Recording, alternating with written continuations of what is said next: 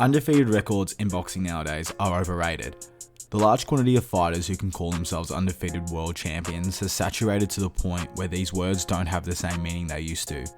In this video, I'm going to go into why I personally feel that undefeated records are not a true barometer of skill and why boxers with losses should be appreciated much more than what they currently are in this climate.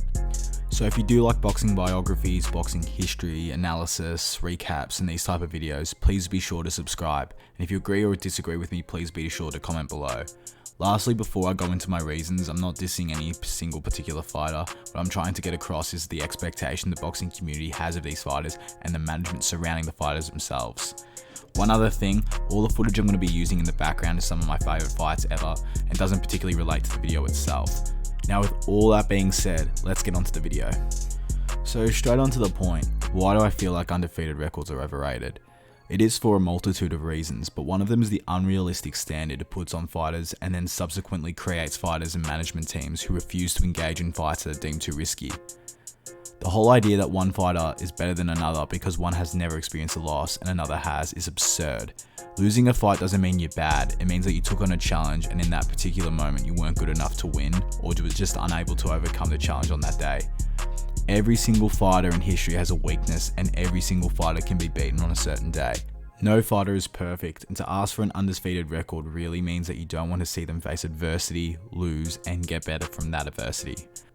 Pushing the idea that fighters need to be undefeated to be great perpetuates the status quo where fighters want to be the best but don't want their purses to be reduced and don't want their reputations tarnished to lose in a fight.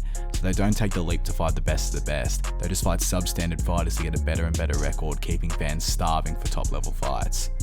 For me, when a fighter loses, suffers the agony and despair of a defeat, picks himself up, trains and gets back to the top, is much more impressive than being undefeated.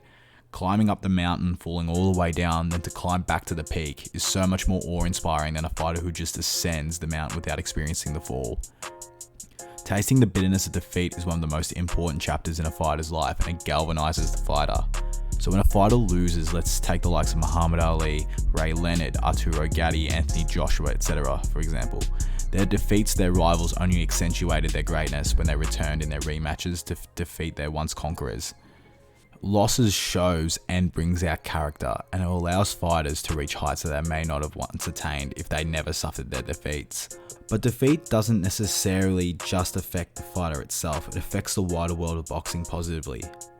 On this positive side, without defeat, some of the greatest fights would have never happened, such as the Jimmy McClellan and Barney Ross trilogy, Arturo Gatti Mickey Ward trilogy, Ali Frazier trilogy, the Ezzard Charles Archie Moore wars, Ray Leonard Duran trilogy, need I say more? Without losses, the best wouldn't try to return to get their valued title, creating greater drama, tension, and all in all, a greater entertainment value. Losses benefit the whole world of boxing and shouldn't be something to be avoided or afraid of. Now, when an older champion gets older, his skills, speed, power all deteriorate as age is the one thing you cannot defeat. Well, without losses, the passing of the torch to the new exciting generation never happens. The proverbial king is never dethroned, meaning that a new king is never crowned.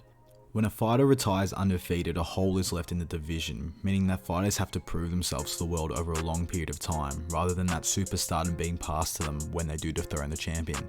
It affects the future of the division and boxing itself.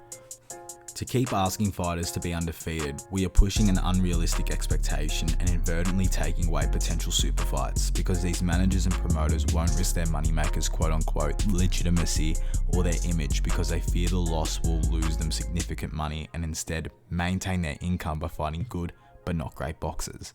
I hope we can all return to not care about the losses and instead get back to just letting fighters fight and enjoy the entertainment that the pinnacle of boxing provides.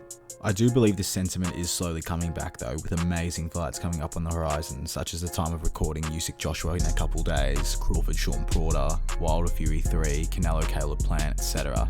So there is hope to be optimistic over the future of boxing, and I hope every boxing fan can see that. So that's the end of the video. Thank you all so much for watching. Leave it in the comments below what you thought about the video. What are your thoughts about the subject? I'd love to hear them. Please subscribe if you did enjoy it, and I'll see you on the next one. Bye.